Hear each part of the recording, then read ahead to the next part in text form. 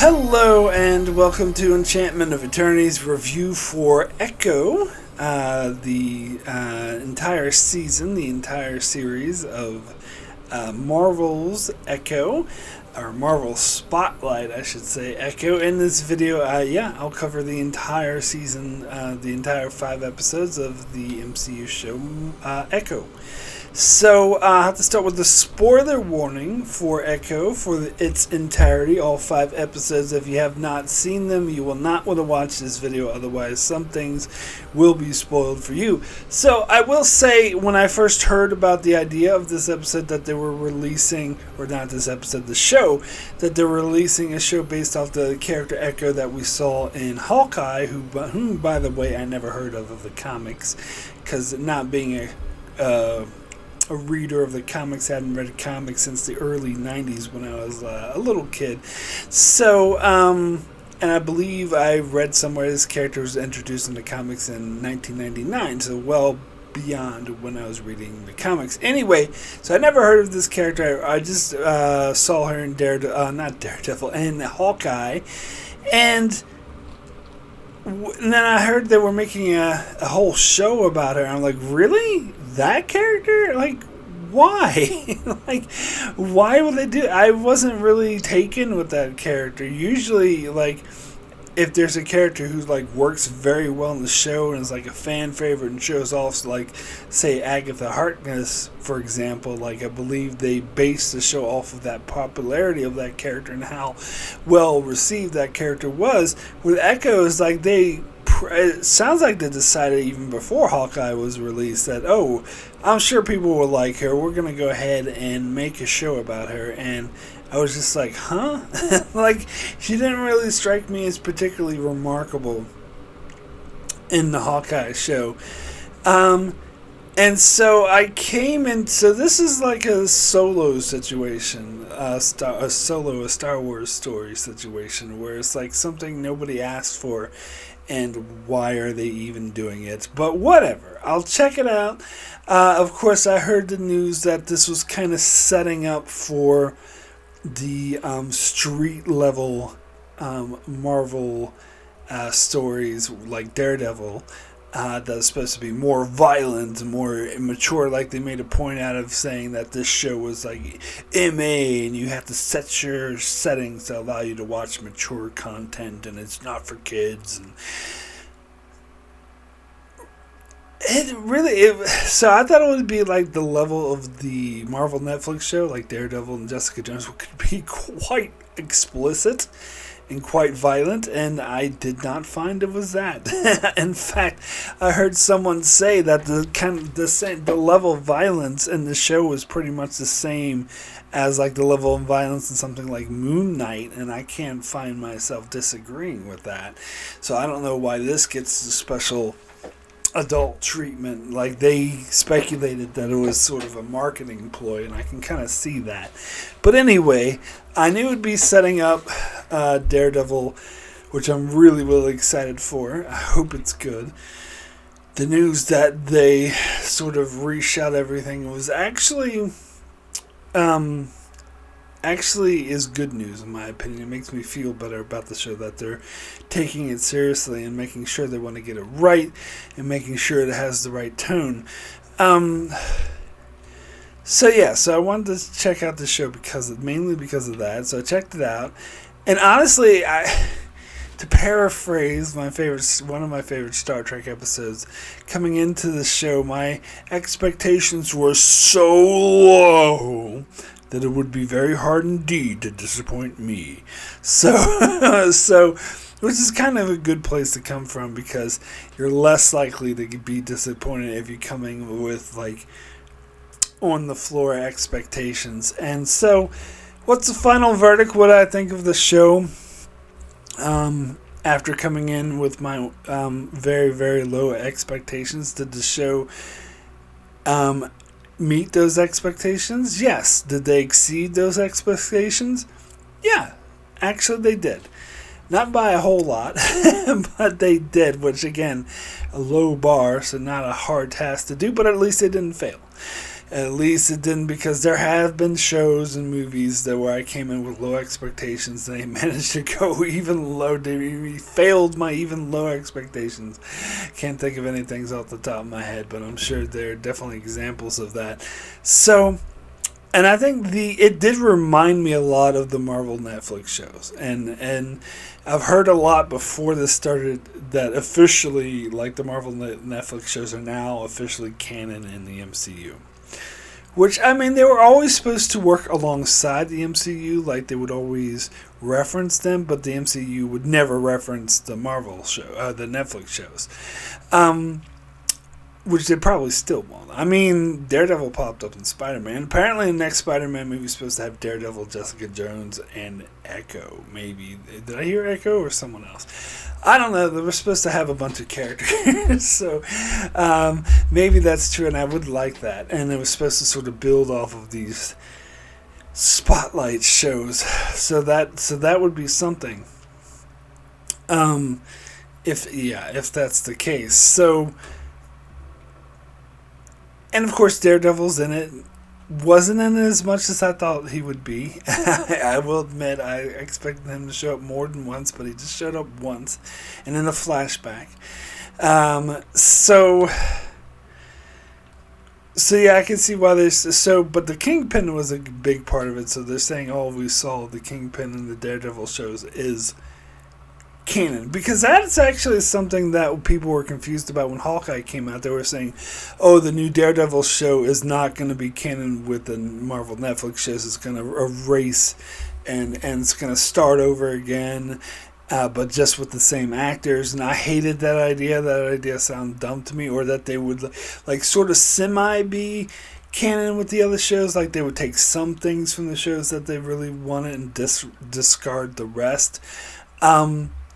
But I'm glad that that's not the case, that a lot of the showrunners for Echo and people involved, the MCU, have said in interviews that the Daredevil show and the Marvel Netflix show are canon in the MCU, so they're sticking with that. So I like it. And they're officially like holding up the Marvel Netflix shows are now on the Disney Plus page or whatever. So that's good. Like, I mean, I think they've been there for a while, but anyway, I think they're part of considering a part of the MCU now. So that's fine. Like, I like that. I'm a fan of that. I like that decision. So I watched some reviews, just like one or two, of Echo, and I heard someone say that they thought that episode 1 was a complete and utter mess, and they could tell it was heavily edited and redone and whatnot, and they were telling us things that we already saw, and Hawkeye was like, oh, was rehashing what we already saw. Yeah, for like 2 minutes. Like, whoop-de-fucking-do. And in fact, I'm glad that they did. And in fact, they skipped over a shit ton of stuff in Hawkeye because they did assume that you saw Hawkeye, but it was so integral to the story that they couldn't skip over it entirely. I was hoping that they wouldn't skip over it entirely. I think that would be dumb. So I'm actually really satisfied with the way they do it. In fact, I might say the first episode is my favorite episode of this show. Maybe. I really liked it, so I completely, utterly disagree with that thought, oh, it was all over the place and it was just rehashing. No, it was like, and yeah, they even had the nerve to say it was rehashing what we saw in Hawkeye. Like, a tiny sliver of it was, because it started like way before Hawkeye, and it had, her as a kid, and then her tragic death of the mother, and how that separated her, and then her growing up with the Kingpin, and her father dying, which honestly I can't remember if we saw that in Hawkeye. I suppose maybe we did. I don't recall. But then, yeah, so then it caught up, and then it had a couple new scenes with her, like her fighting Daredevil, her, the Kingpin saying, okay, you're ready for a new job, and all that. And then they got, finally, after they did all that, then they got to the Hawkeye stuff, which you fucking needed. You absolutely needed. Because it was showing her relationship with the Kingpin, and if you skip over, oh, by the way, you already saw this other Marvel show, so we'll just skip over the very important fact where she finds out that Kingpin killed her father, and she kills Kingpin instead. In fact, they skipped over a lot of in between. They skipped over the fact that Kingpin could tell that she was iffy about him, and so he had sent people to kill her. I think that's actually a very important fact, and I think they probably should have mentioned it, but it's relying on the fact that you have seen Hawkeye. It just couldn't skip over that vital pieces of information entirely, because it would seem like there's a chunk of the episode missing, because it was vital to the... I'm sorry, that review really irritated me. And they were like acting like the entire thing was recapping Hawkeye when it was like 2 minutes. And you needed it. You absolutely, positively needed it. Anyway. So I loved that first episode. I thought it was great. I thought it got me invested. Like, again, I came in with on the floor expectations. That first episode made my interest shot up in this show very, very high. In fact, I would say that I was really, really interested in this show, and I thought it was great up until the end of the third episode, and then I started to lose interest. And then, by the time we get to the final episode, my interest is regained, but it wasn't as high as it was in the third episode. I think they kind of screwed the pooch in the end. So I totally disagree with like, oh, the first episode was hard. No, the first episode was amazing. And the next 2 episodes are also amazing, followed up on that. But the jumping the shark, it wasn't really jumping the shark, but I'll just use that phrase just for the sake of it. But the jumping the shark moment for me was when at the skating rink after the huge fight she had with those dudes, and when they managed to capture her, which is those random dudes managing the capture our main hero makes. I'm sorry, maybe I'm used to the MCU and Marvel shows where the main character, not, if you don't even want to call it a hero, that's fine, but the main character is kind of like a larger than life character who is like unbeatable, can take down 20 guys, like a sort of Arnold Schwarzenegger action hero or whatever. But the fact that she was managed to be captured by a couple putzes, now granted she was outnumbered, but still, the fact that she was captured by a couple putzes. And also, I hate the trope, by the way. This is a trope I've complained about a lot before in other shows, where the reason why she gave up and dropped her gun is because they were holding a gun to that one dude, her friend's head. But then they were going to kill all 3 of them. And I hate that trope. I really, really hate that trope. Like, why would you give up? I know it's to save your friend's life, but your friend's going to die anyway. So why give up? I was like, and that's why I always loved Jack from Lost. It was always one of my favorite moments, because whenever they did that to him, whenever they had a gun to someone else's head, like Kate's head or someone else's head, he still wouldn't give up. He'd be like, no, fuck you, I'm still not giving up. And I love that. I love it so much. So when I see this trope, when they give up to save their friend's life, when obviously the friend's going to be killed anyway, it annoys the hell out of me. But it's not just that. That's actually not the jumping the shark moment. The jumping the shark moment was when the dude, he kind of looks like Bill Burr. But anyway, I know he's not. But when that sleazy dude who kind of looks like Bill Burr puts a gun to Echo and is going to shoot her, but then it gets a call, obviously, from Kingpin. And they're like, oh, no, let's wrap it up. Let's get out of here. That's the jumping the shark moment. That's so dumb. Like, I hate that. I really, really hate that. That annoys the hell out of me. It reminds me of movies like Kings of New York, when the Leonardo DiCaprio... I hate that movie, by the way, because the Leonardo DiCaprio character had like 5 different opportunities to kill the main villain, and he didn't, and because of that, the main villain ended up killing a lot of loved ones that he loved, and it's his fault for not taking advantage. But anyway, and the movie never addresses this, and it kind of reminds me of this. Is like, if you have the opportunity to kill the person you want to kill them. And okay, so they explain that the reason why Kingpin called them off because Kingpin wants her to bring her back on board. And it's like, Maya, blah, blah, blah.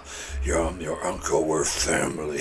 Anyway, and he has that whole conversation with her, trying to convince her to come back and saying that he will make her, a warlord in charge of all this shit. It's like, you want to be queen? I'll make you a queen. And, why did he think that would work if she knows that he killed her father? Maybe he doesn't know. Maybe she never made that clear. But I think he was figuring it out. That's why he sent people to kill her. Like, he sent people to kill her before in the Hawkeye show.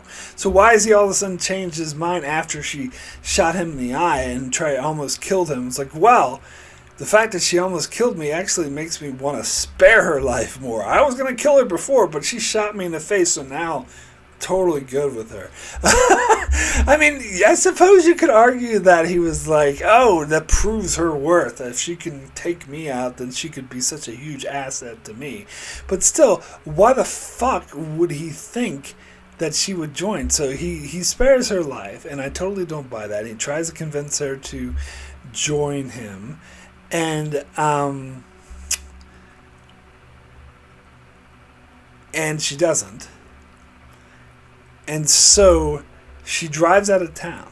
And because she decided to drive out of town rather than meet him on the plane, does he try to convince her more? Does he try to track her down or try to bring her back? No, he decides, oh, fuck her, I'm going to kill everyone she loves and wipe out her town because she turned down my offer. So let me get this straight. So she shoots you in the head, trying to kill you, which, by the way, this is Marvel, otherwise he'd be dead, but apparently he just has an eye patch on, which is fucking stupid. But of course, when I saw Hawkeye, I knew that wouldn't happen. But anyway, so she shoots you in the head, trying to kill you.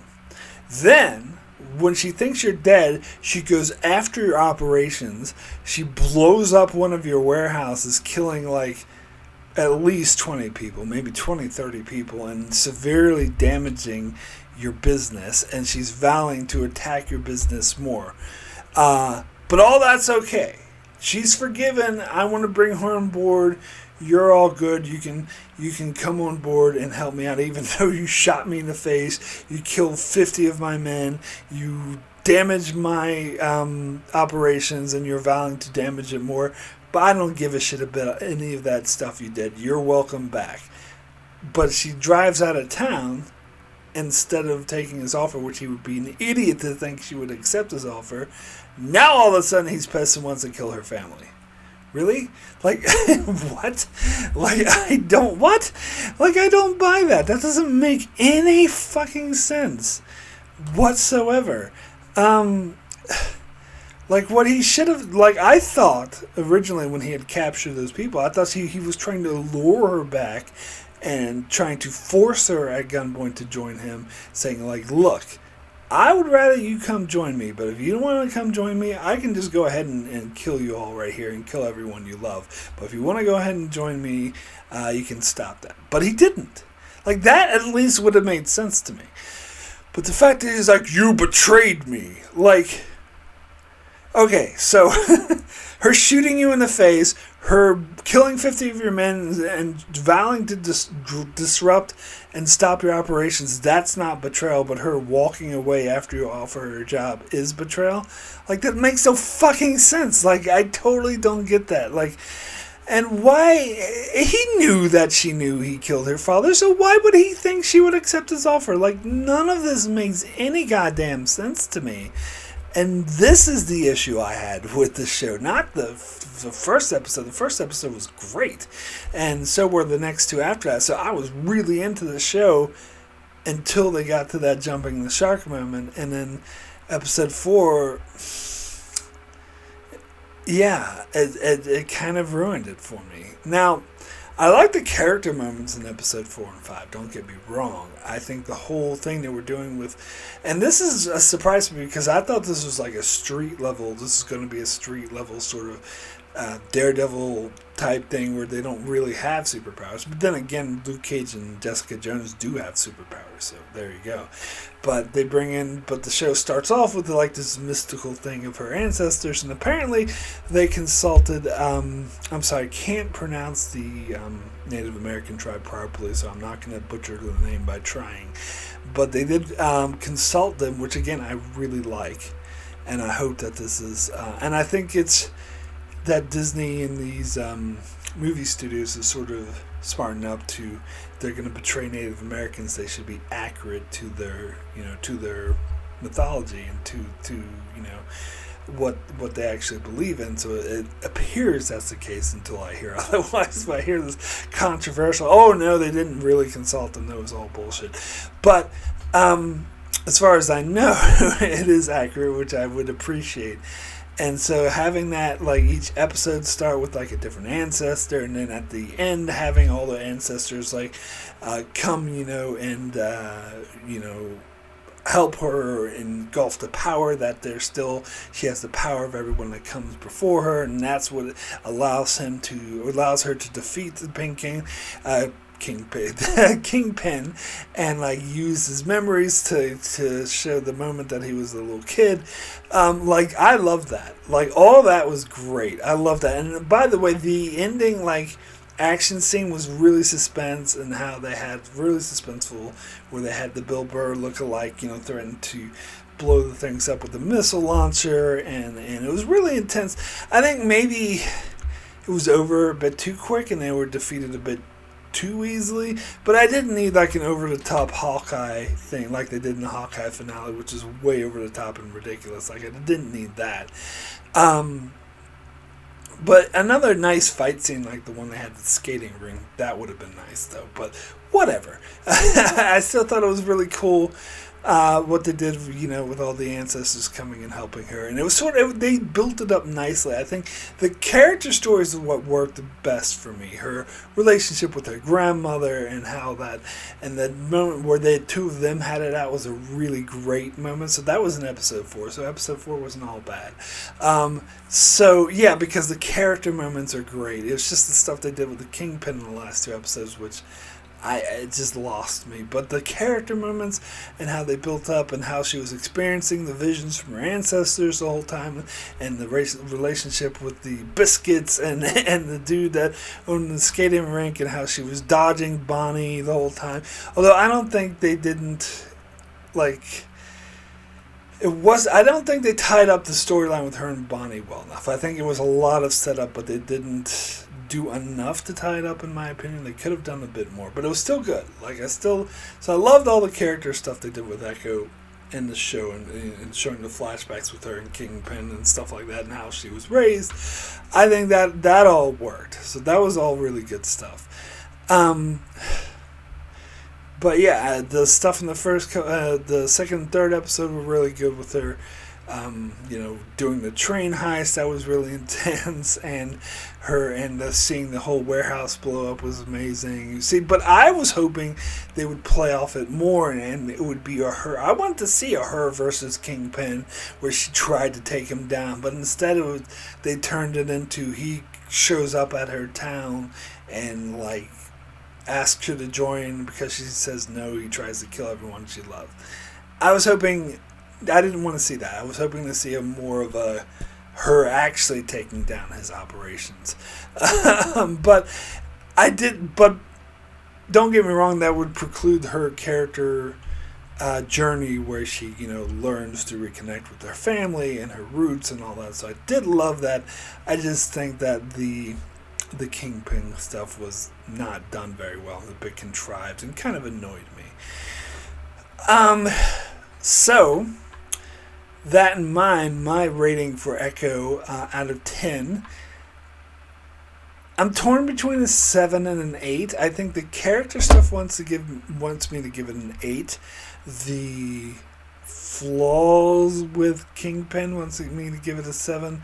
I think I'll give it a 7, actually, because I did enjoy this. There were a lot of great character beats, but I'm still of the mind of, did we really need this show?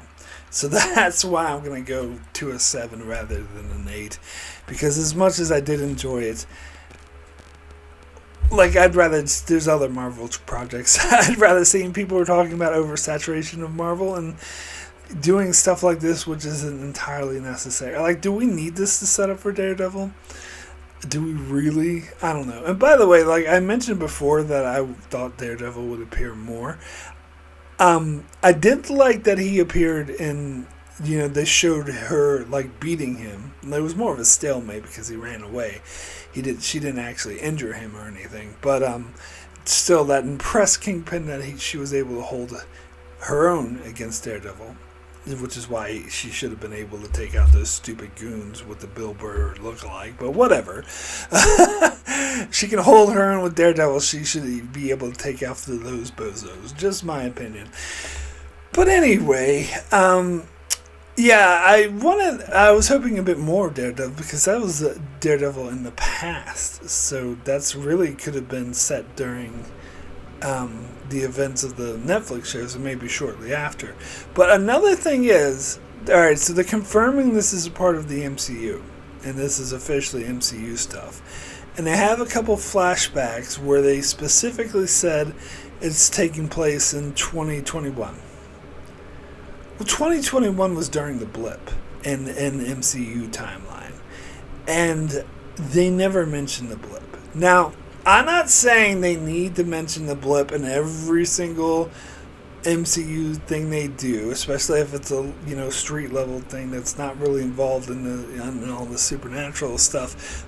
But if you're gonna have a flashback taking place during the blip, you kind of need to mention the blip, even if it's just a slight like showing how there's like less people around. Or how the blip has affected, like how did it affect Kingpin? Or did one of her friends blip or disappear? Did Bonnie disappear? They never mentioned anything about that. How did it affect their town? How did it affect Kingpin's business? Did it affect Daredevil? I guess he didn't blip. Like they didn't address it at all, and I think that's. I'm sorry if you're gonna say this is definitely MCU canon. Daredevil came before. It was definitely MCU canon. Then you need to address these things. It's a huge deal. It is a huge deal that affected the entire planet Earth. You can't gloss over it. Now you can if you're like taking place in the future because people aren't always going to call back to it every single time. But if you flash back to a time that's taking place directly inside of the blip, you need to fucking address it. I'm sorry. That's just my opinion. I think that, and I was kind of irritated that they didn't, but that's just me. Anyway, that is it for my review of Echo. Thank you so much for watching. I shall be back to cover any other Marvel projects. There's not really that many set for this year because they learned their lesson about oversaturation. They're at least, taking a little break. I'm not sure what other. They haven't really announced anything Disney Plus shows, so I don't know. I don't know what's coming for that. We do know that Deadpool. Deadpool 3. I was going to say season 3, but Deadpool 3 is coming out in the summer. But other than that, I don't know. But anyway, you can check out my channel for more MCU stuff. I recently did a live stream about What If Season 2. Amazing season. You can check that out. I also did a video recently where I watched the first 7 projects, including Hawkeye, of the MCU Phase 4. I rewatched them and did my reaction to what I thought of those 7 projects, and that's part 1, and then next month I'll release part 2. I'll watch the next 7 projects of Phase 4. But anyway, so you can check out my channel for that. You can mainly covering Star Trek though at the moment, covering season 3 of Star Trek Next Generation. So you can check out my channel for that and many more stuff and goodies and whatnot. So be sure to subscribe so you can keep up with all of that. And thanks a lot for watching.